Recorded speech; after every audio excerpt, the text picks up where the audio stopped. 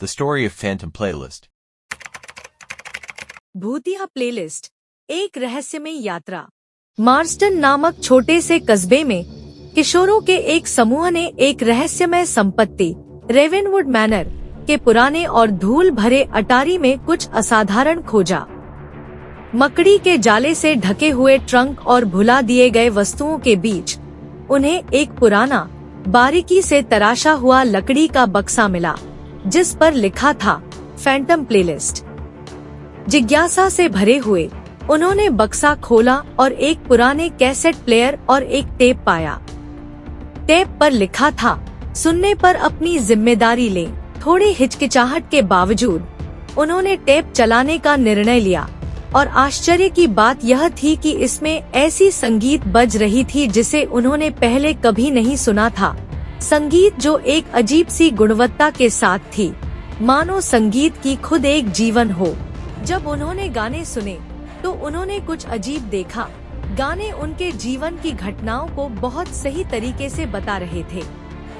एक गाने ने एक दोस्त के अतीत का एक भूला हुआ रहस्य बताया, एक और ने आने वाले तूफान की बात की और एक ने एक छुपी हुई प्रतिभा के बारे में बताया जिसे किसी ने कभी नहीं खोजा था। हर गाना उनके जीवन के एक हिस्से को उजागर कर रहा था और उनके जुड़े भाग्य को दिखा रहा था। जितना वे सुनते गए उतना ही वे समझने लगे कि यह प्लेलिस्ट उन्हें उनके बारे में सच्चाई जानने में मदद कर रही थी। इसने उन्हें डर का सामना करने, टूटे रिश्तों को ठीक करने और अपनी क्षमता को खोलने में मदद की। लेकिन इसमें चेतावनियां भी थी।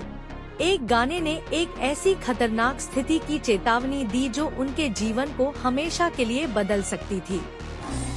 जब आखिरी गाना बजा तो समूह को एक विकल्प का सामना करना पड़ा, अपने नए ज्ञान का उपयोग करके अपने भविष्य को बदलें या चेतावनियों को नजरअंदाज करके पहले की तरह जीते रहें।